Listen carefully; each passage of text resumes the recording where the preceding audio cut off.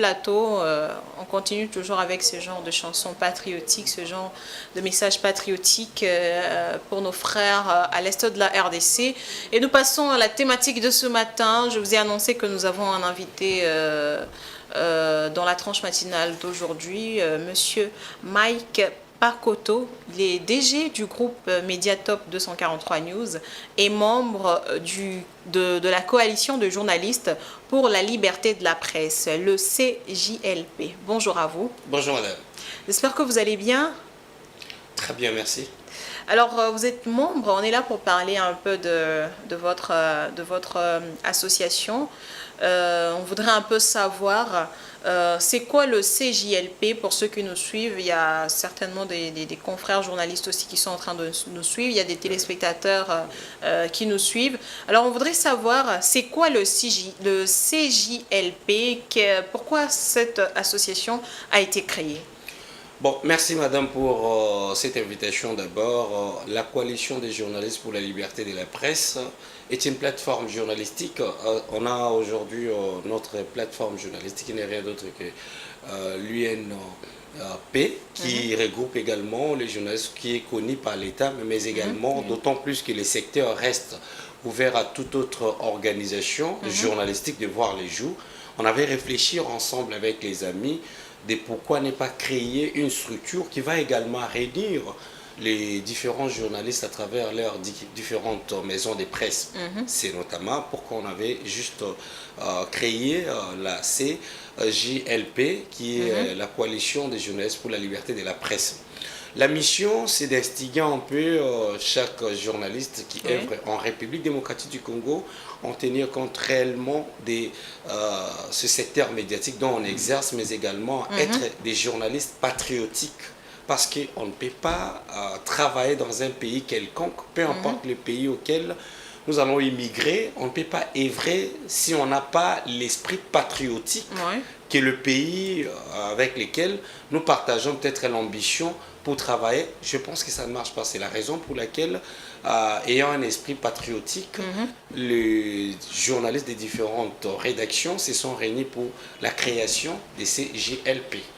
Eh bien, vous parlez de liberté de la presse parce que, comme on le voit dans le nom de votre association, Coalition des journalistes pour la liberté de la presse, estimez-vous que la liberté de la presse est vraiment effective ici en République démocratique du Congo et surtout en cette période de crise sécuritaire? Oui, je pourrais dire qu'il y a la liberté de la presse parce qu'aujourd'hui, chacun à travers sa plume, chacun à travers son micro peut dire ce qu'il pense. Ça, c'est toute une évidence. Et selon l'éthique et la déontologie journalistique, chacun est libre d'exprimer ce qu'il voit. Mais seulement la question est que la façon de s'exprimer sur un sujet dans un contexte qu'il le faut, est-ce qu'on tient compte réellement de l'éthique et de la déontologie journalistique? Parce que on nous a toujours enseigné à travers nos formations journalistiques et là où, à travers le cours des droits, que là où votre liberté ses limites, c'est là où pour commence, c'est là où pour l'autre aussi ses limites, ou c'est là où pour l'autre commence. Donc on peut s'exprimer librement à ne pas commettre les délits de la presse. Ne pas commettre de délits de la presse et surtout en cette période voilà, de crise sécuritaire, étant donné qu'on tourne justement sur ce sujet, sur cette problématique à laquelle la RDC, la RDC fait face ces derniers temps. Alors, quelle attitude devrait avoir le journaliste en ce moment-ci? Parce que c'est vraiment déplorable. Parce qu'il y a beaucoup de journalistes qui vont à l'encontre de la déontologie. Il y a de ces journalistes qui propagent des fausses nouvelles pour avoir beaucoup de vues, pour faire le buzz, sans pour autant penser aux répercussions que cela pourrait avoir par la suite. Alors, quelle est l'attitude qu'il faudra adopter en ce temps-ci? D'abord, en tant que membre des CJLP, je pourrais inviter tout le monde d'abord de mettre de côté le buzz. Le buzz ne paye pas. Vous devez comprendre quelque chose qu'aujourd'hui, tout sacrifice amène à un succès quelconque. La première des choses. La deuxième des choses, l'attitude que chaque maison de presse ou chaque journaliste exerçant sur le sol congolais doit adopter, c'est le front médiatique. Ok. La guerre qui oppose la République démocratique du Congo en tant que citoyen, en tant que patriote, on ne peut pas commencer à se donner avec le front de l'autre côté qui impose la RDC. Ouais. Le ministre de la Communication, lorsqu'il parle des fronts médiatiques, vous savez que la République démocratique du Congo fait face à une situation d'insécurité sans précédent. Et cette situation a persisté pendant plus de 3 décennies que nous sommes en train de subir cette situation dans la partie est de la RDC. Ouais. La question vient d'où? La question arrive à un certain point où on se rend compte que le poison rwandais, dont le ministre de la Communication a dit, nous avons au moins plus de 5 situations que les pays traversent. La guerre, elle est militaire, d'abord. La guerre, elle est diplomatique. La guerre, elle est numérique. La guerre, elle est médiatique. Ouais. Imaginez-vous, lorsqu'on nous parle de la densité événementielle sur le plan journalistique, je vais informer. Mais l'information que je donne par mon interlocuteur va produire quoi? Ouais. Les retombées. Okay. Quelqu'un prend son smartphone, entre guillemets, influenceuse, commence à propager des fausses nouvelles.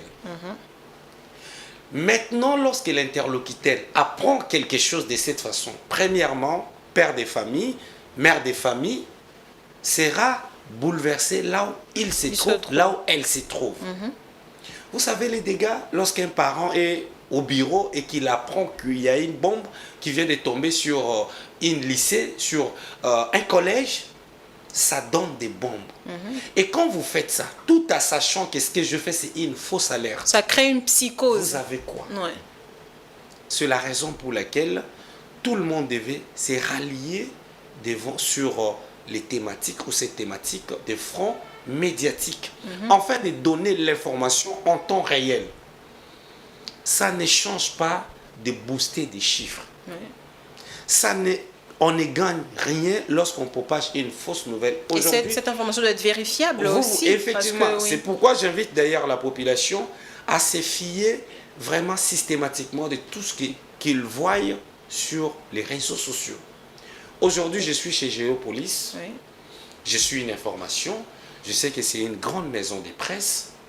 Je vais appeler. Si ça ne marche pas, j'appelle les DG. Appeler la source. J'appelle la source. Les différences aujourd'hui avec les médias, les nouveaux médias et le média traditionnel est que tout le monde est très fast pour acquérir une information. Mais maintenant, le traitement, on oublie que nous sommes tous passés à une école de formation dont on nous a toujours appris par les leçons primaires, collectées, traitées et diffusées. Vous pouvez interviewer quelqu'un au lieu de dire là, il dit le. Mais ça peut juste, vous pouvez interrompre cette hémorragie à travers vos traitements. Vous ramenez la personne pour protéger la personne qui a livré une information, d'autant plus que la langue française n'est pas notre langue maternelle et que tout le monde peut commettre de fautes. Il peut avoir de lapsus aussi. Effectivement, on corrige. Mais on est tellement le fait de faire le scoop et pour le faire bien, on le fait très mal. Et c'est par là qu'on invite la population de, par exemple, suivre Géopolis à travers sa grande édition du journal, à travers le bulletin d'information, à travers le flash, ce qui renvoie quelqu'un à comprendre que si j'ai appris que la force loyaliste de la République démocratique du Congo gagne du terrain, cette information, elle est certifiée. Et l'information vient au fur et à mesure. C'est pour nous dire quoi? Il faut que chaque téléspectateur, il faut que chaque lecteur puisse trouver des informations à travers une source fiable. Ce qui fera qu'on risque maintenant de quitter ce stade-là du poison rwandais dont Patrick Mouyaya, ministre de la Communication, n'a cessé de le dire. Parce qu'aujourd'hui, Patrick Mouyaya ainsi que le membre du gouvernement sont devenus les cibles de Paul Kagame. Nous sommes dans un État souverain dont la souveraineté de chaque État doit être respectée.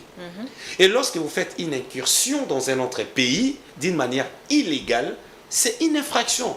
Même aux yeux de la communauté internationale, malheureusement que cette question est loin d'être comprise à travers les organisations internationales.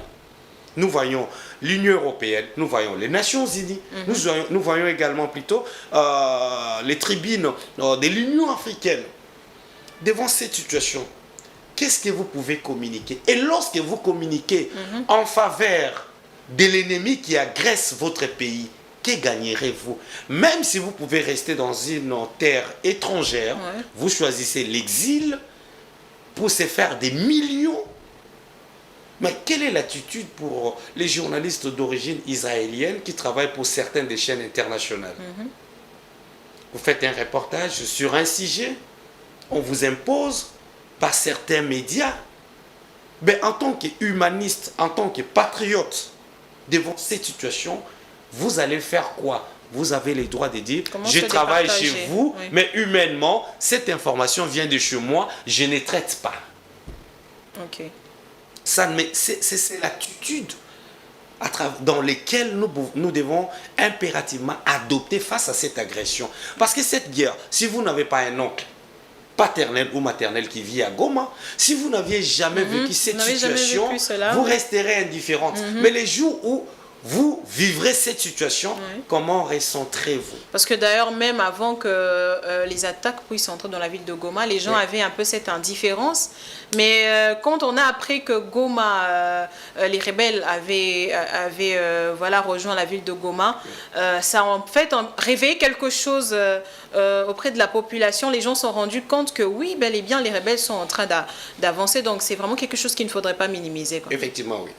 Alors, par rapport à ces journalistes qui propagent des mauvaises nouvelles, des fausses nouvelles, qu'est-ce que vous pouvez leur dire? Quel message, vous, en tant que membre du CJLP, vous pouvez lancer à ces journalistes-là, on va le dire entre guillemets, parce que lorsque vous êtes journaliste, vous devrez respecter justement cette éthique et cette déontologie du métier du journalisme. Mais à ceux-là qui ne respectent pas, qui préfèrent faire de buzz, qui préfèrent faire des vues sur les réseaux sociaux, de quelle manière pouvez-vous interpeller ces journalistes? Bon, moi, j'estime qu'il faut faire un peu preuve de maturité et le professionnalisme. Ok. On n'oublie pas la théorie des sons des cloches. Mais on va faire cette théorie, on va appliquer cette théorie des sons des cloches dans quelle manière? Aujourd'hui, vous êtes exilé, là où vous êtes, vous voulez faire de buzz, de vues, mais sachez que c'est comme un morceau du bois qui se retrouve dans le fleuve. Même si ça pourrait faire 100 ans, ça ne deviendra jamais le poisson. Il faut mettre ça dans notre façon de faire les choses.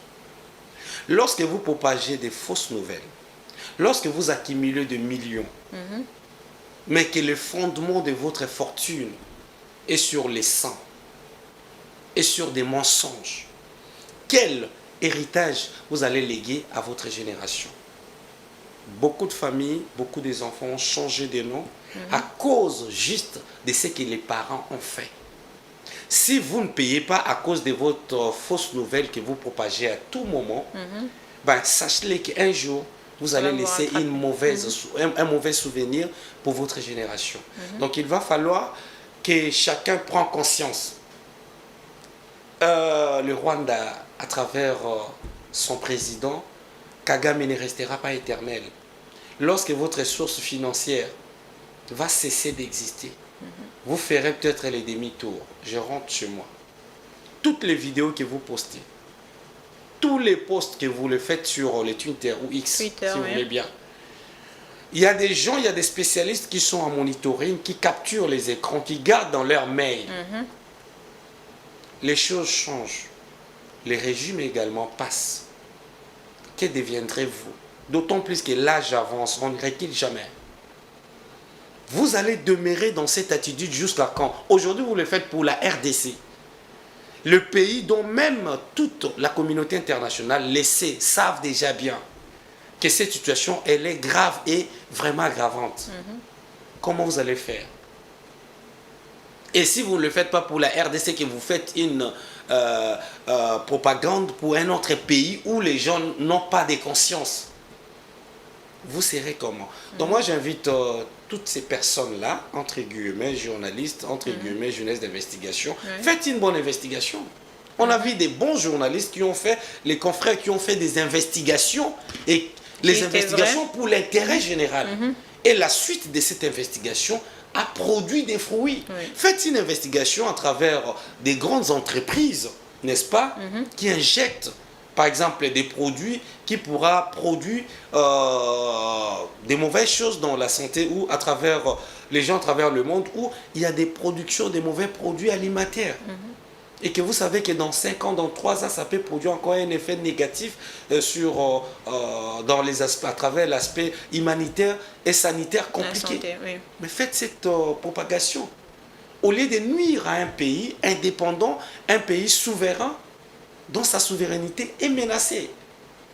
Moi, je pense que c'est une question qui doit être traitée avec attention, mais également une prise de conscience permanente, parce que d'autant plus que le pays traverse un moment très difficile, et qu'on sait qu'à travers dans notre est du pays, ce n'est pas normalement acceptable. Alors on doit avoir une attitude en tant que responsable de cesser impérativement de propager toutes ces mauvaises nouvelles. Moi, je pense que c'est ça. Voilà, merci à vous, Monsieur Mike Pakoto. Vous avez un dernier mot à adresser à nos fidèles téléspectateurs avant qu'on puisse se dire au revoir. Merci, madame. Je pense que mon intervention s'est focalisée sur l'attitude que chacun, en tant que professionnel des médias, doit adopter face à cette situation. La deuxième des choses, quel que soit le montant, les comptes bancaires que vous avez, je n'ai jamais vu un pays qui exerce lorsque la situation sécuritaire n'est pas stable. On investit dans un pays où il y a la paix. C'est dans la paix que vous pouvez construire des immeubles. C'est dans la paix que vous pouvez inviter même des investisseurs à venir. Dans le pays, C'est dans un climat qui se dirige dans la quiétude qu'on peut faire mieux. Alors, arrêtons un peu ce buzz, parce que la justice existe.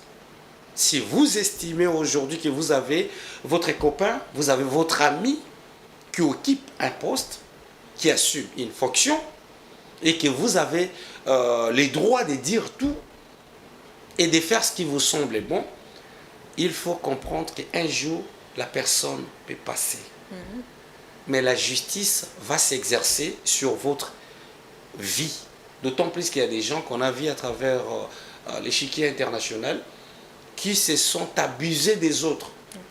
Mais la justice a ouvert les enquêtes 10 ans, 15 ans après. Vous allez vivre quoi? Il faut apprendre à faire le bien, il faut apprendre à être patriote. Au-delà de tout, on est patriote. Nous devons tous travailler main dans la main pour vaincre la situation, la guerre qui impose la République du Congo sur le plan médiatique, diplomatique. Je félicite d'ailleurs le travail que la ministre d'État en charge des affaires étrangères fait. Madame Wagner fait des travaux formidables. Elle passe partout, mais les gens qui ne connaissent pas l'information estiment que cette dernière fait des tours où elle est dans le tourisme. Dans le populisme. Or, on sait déjà que lorsqu'il y a les sommets Union africaine, Union européenne, il y aura des choses qui se diront. Et lorsqu'elle s'improvise, elle ramène ces gens à leur conscientiser suite à tout ce qui s'est fait. C'est déjà une bonne chose. Et je pense que cette guerre, nous les vaincrons parce que au-delà de tout, sur le plan spirituel, on est bien vêtu, sur le plan diplomatique, les démarches sont en cours, politique également, les décideurs doivent se réunir dans un contexte de dialogue. Lorsqu'aux États-Unis, les torchons brillent, il y a les démocrates et les républicains qui se réunissent. Ils se mettent ensemble. Parce que c'est pour l'intérêt du pays. C'est l'intérêt des États-Unis d'Amérique. Chacun doit venir avec ses idées. La confession religieuse, la politique de gauche ou de droite, la société civile, la population. Il faut qu'il y ait une consultation populaire. Nous étions à l'Assemblée nationale Et au Sénat, les deux chambres se sont réunies en session extraordinaire. Ouais. Ils ont travaillé à arrache-pied pendant 48 heures. Ouais, pendant 2 jours. Maintenant, les résolutions pour les stratégies diplomatiques viennent d'être faites. Ils vont envoyer au décideur qui n'est rien d'autre que le président de la République. Et ça décidera. Du côté, par exemple, de la confession religieuse, ils sont là, la SENCO, l'église des réveils, les protestants, les CC, ils se sont réunis. Ils ont même dit par le biais du secrétaire général de la SENCO que nous avons rencontré le président, nous l'avons présenté le projet que nous avons pour la sortie de cette crise. Donc moi j'estime que, quelle que soit la situation, on sait ce que nos frères et sœurs vivent dans la partie Est. C'est très aberrant que quelqu'un vivait dans une bonne condition et on se rend compte un certain matin, on vient, on les déguerpit, sort, laisse la maison. Il faut savoir que quelle que soit la situation, il faut maîtriser. On ne gagne pas sa vie et on ne vit pas d'une recherche éternelle.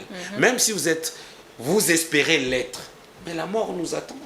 Il faut avoir une bonne attitude dans une situation de crise pour que le bonheur que vous allez vivre soit partagé avec tout le monde. Voilà, merci à vous, Monsieur Mike Pakoto. Je rappelle que vous êtes DG du groupe Média Top 243 News et membre du CJLP. Merci à vous. Merci. Voilà, on va marquer une petite pause musicale et on se retrouve tout juste après pour boucler avec cette émission.